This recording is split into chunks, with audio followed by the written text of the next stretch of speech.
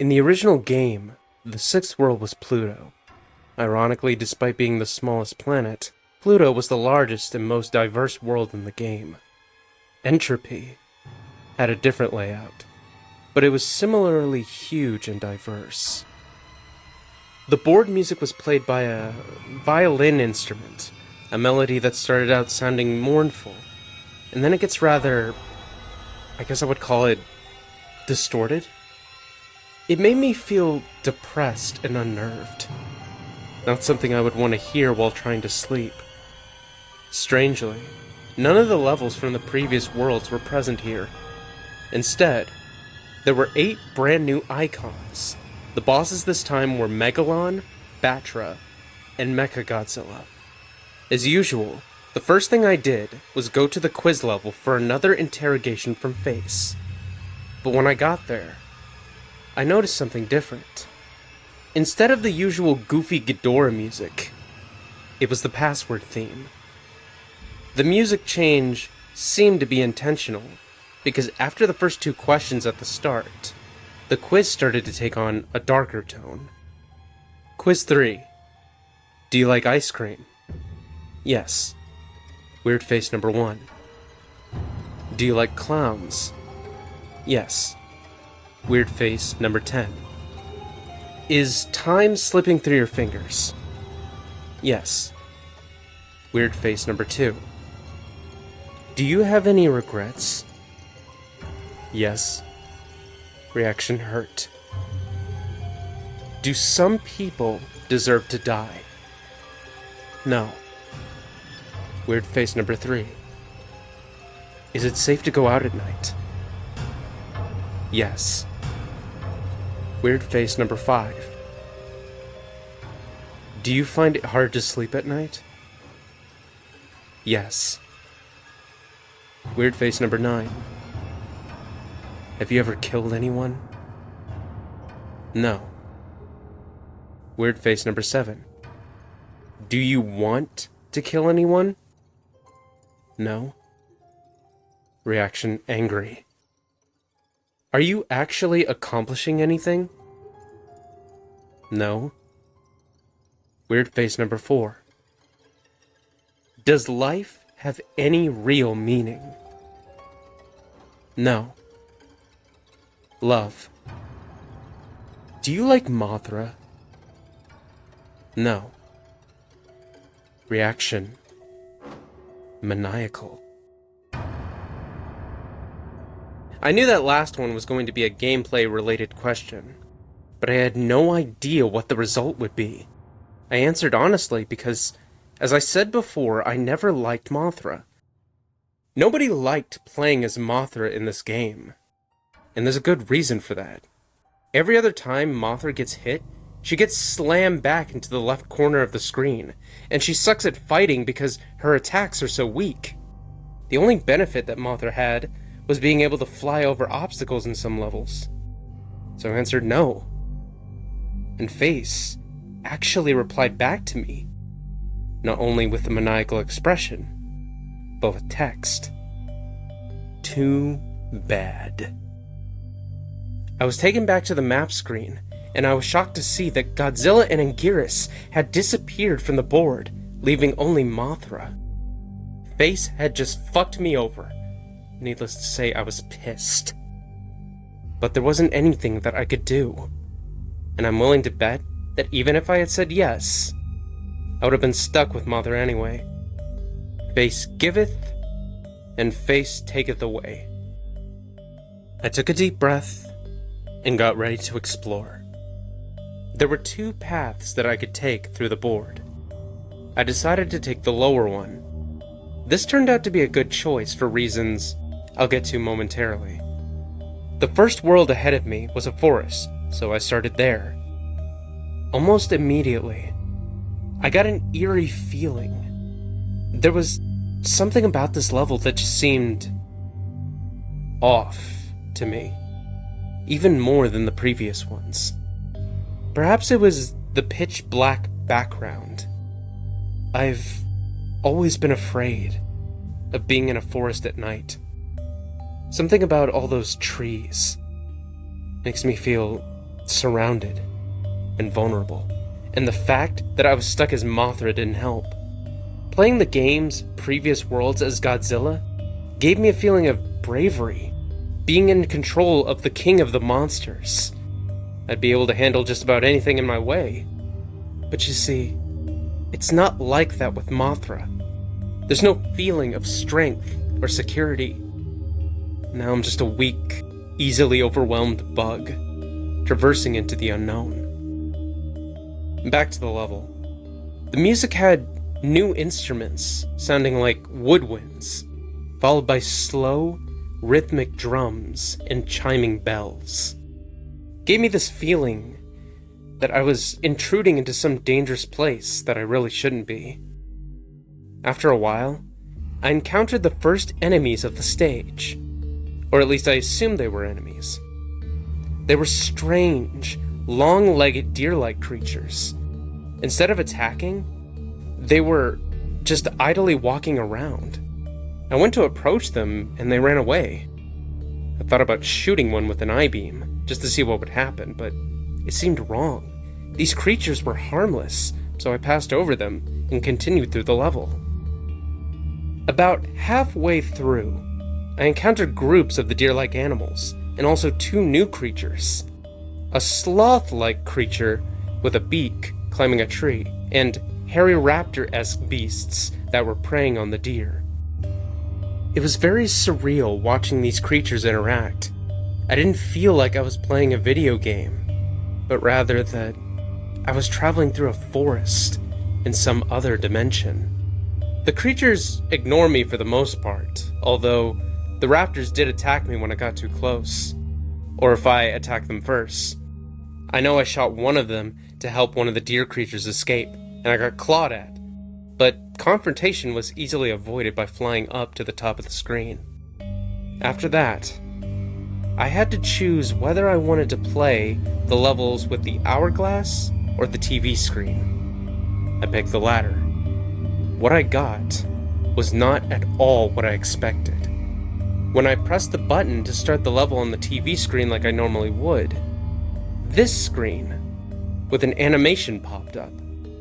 There was also music in the background, which was the goofy Ghidorah music that used to be playing in the quiz levels.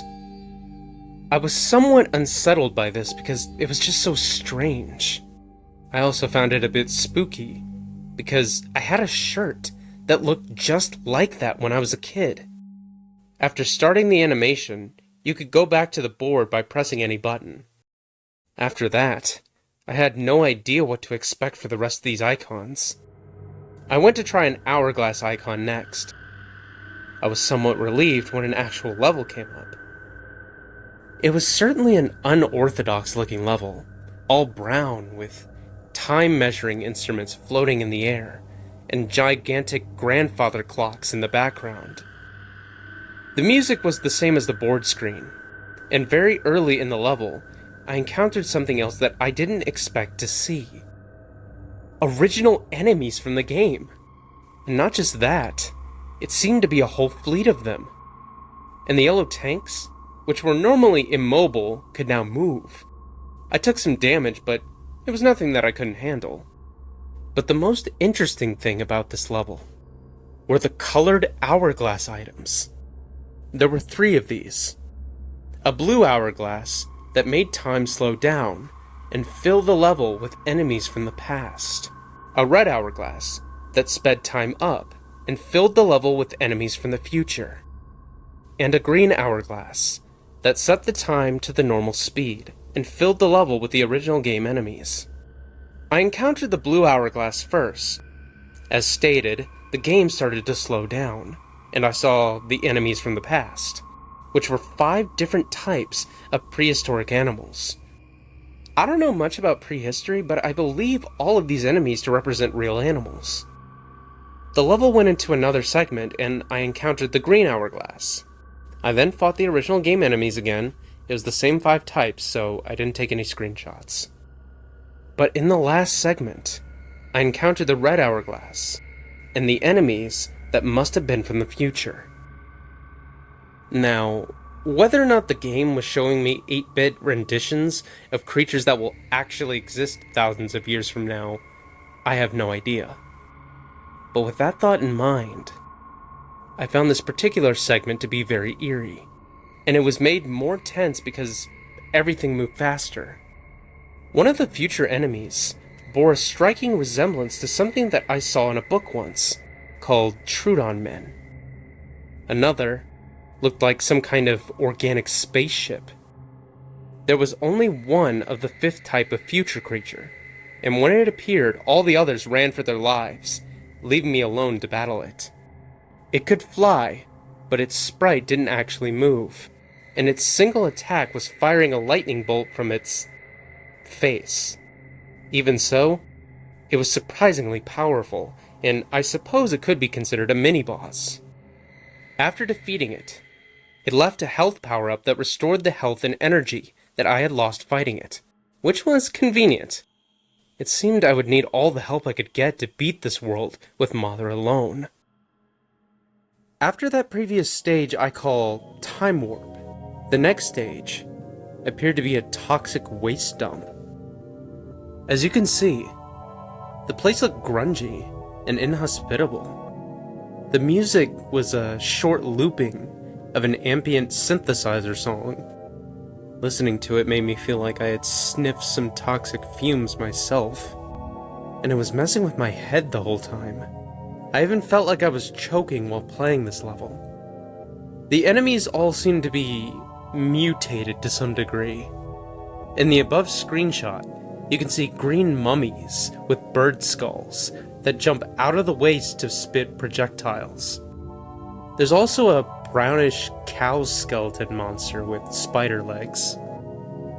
Halfway through the level, I even saw one of the deer from the forest. It was alone, and when I saw it, it was drinking toxic waste out of a barrel with an anteater-like tongue. I was moving over to try to make it stop, but then this flock of skull birds came out of nowhere and started attacking. The deer was scared by this and ended up running off the ground and into the toxic waste. I feel bad for it. One of the birds bit me, but I regained health quick by killing all of them. They were rather weak. I pressed onward. Of all the levels in Entropy, this was probably the most normal, in that there was little deviance from the move forward smash things formula in the original game. I encountered more creatures through the level, like tentacle blobs, and some kind of deformed thing with human-like teeth. I didn't feel like provoking them into a fight, so I kept flying near the top of the screen. I still had to deal with the occasional flock of birds now and then. At the end of the level was a large, bluish-green lake, and there I encountered another mini-boss. Some kind of monster with a long neck and a whale's skull. It attacks with a mouth projectile and by charging into you. It also could go underneath the water and rapidly emerge from a different place. It was harder to beat than the boss from the Time Warp, and it had a lot of health, because it must have taken me at least 3 minutes to defeat it. It let out a really loud noise when it died, and then sank back into the water as I left the screen. Back on the board, I went to the nearest level icon that I hadn't seen yet, which was a white tree. As I guessed, the level was a winter-themed recolor of the forest stage. But unlike the regular forest, I didn't feel unnerved starting this one. I think the music had a lot to do with it. It was gentle, a calm song. It almost sounded romantic. It was quite stress-relieving, and the forest itself looked much less ominous covered in snow. I traveled through the first segment, enjoying the atmosphere for 4 minutes, when suddenly, I realized something. I haven't seen a single creature since I started the level. Where are all the animals? Soon after, I left the screen, and the next segment started. In the second segment, I was still in the winter forest, but now the music was gone. I was starting to feel suspicious, but then I reminded myself that there were other empty levels in the game, and that this was likely another one of those. But then, I heard something familiar. It was the 12-second looping music from Unforgiving Cold starting up. I could feel my heart sink as I came across this horrible sight. It was a whole group of dead deer creatures covered in snow. Judging from the blackish blue tone of their skin, they must have all frozen to death. On closer inspection, some were missing body parts. Now I was frightened, but I still had to keep going. Before exiting the level, I was really hoping to see something resembling the previous forest animals in a living state. And sure enough, I did. It was a creature much like the beaked sloth, except this thing had white fur and was more like a beaked gorilla. It was walking very slowly when I saw it, but I was happy to at least see something alive. However, it didn't stay that way for long. A pack of raptors, who must have sensed that something was still alive, came rushing in from the right side of the screen. The beaked gorilla didn't stand a chance, as one of the raptors immediately lunged at it and ripped open its back legs. These winter raptors acted far different from their temperate relatives. While the other raptors only attacked while hunting prey, or when provoked, the winter raptors seemed to have all gone insane. They attacked everything in sight.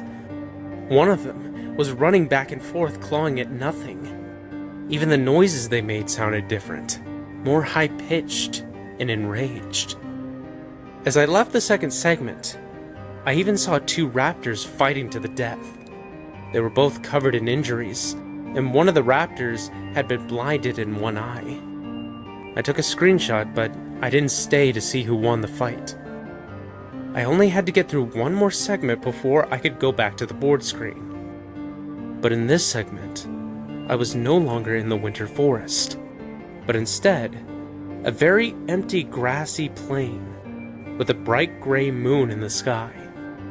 The pleasant music of the Winter Forest Part 1 had returned, and immediately, I started to feel dread. This is gonna sound crazy, but it's the absolute truth. The game made this level from one of my memories. After a long stretch of nothing, I reached a lake, and then the moon moved down from the sky and began to hatch like an egg. When it did, a curled up, humanoid figure fell into the lake as the moon halves quickly disintegrated. I heard a splash when it hit the water, then a moment of silence. Then, the screen began to shake, and a new creature emerged from the water. And thus, I was introduced to a monster that I call the Moon Beast.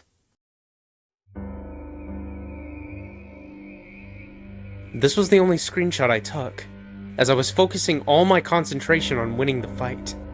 And it was the most difficult fight yet, stronger than any of the previous bosses. This creature would have been hard to take down with Godzilla, but with Mothra it seemed nearly impossible. I suppose I would consider myself fortunate that the beast lacked any attacks like Gigan's Saw, because if it had, I would have never won this. I barely had 3 bars of health when I finally killed this abomination. But what happened afterward is hardly what I'd call a reward. I've been trying to keep my promise and suppress this memory for years, but it seems as if I have to get it off my chest. This is a very painful memory for me, but the game already knows about it, and I think you should too. I'll just tell you the important parts, because I don't like bringing this experience back into my head unless I have to. Back when I was in middle school, I had a girlfriend named Melissa. She suffered from some kind of mental disorder that caused her to go into episodes. When she was in an episode, she would stand or sit perfectly straight and still, and her face would instantly lose any expressions she had before. She would speak very clearly, without any hint of emotion. When it was over, she would start trembling, and sometimes bury her face in her hands, and remain silent for several minutes.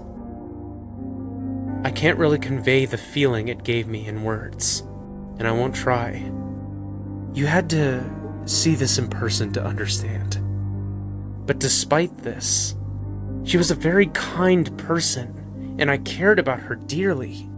We liked to hang out in the field at night and look at the stars. But one night, she didn't say anything to me at all. She just stared directly at the moon, trembling. I tried to talk to her, but suddenly, she sprung up and ran right into traffic. I tried to stop her, but I was too late. She got hit by a truck and was killed that night. I looked right into her eyes when the wheels went over her neck. That sight has always haunted me. I know the game knows about this, because after I defeated the Moon Beast, this happened.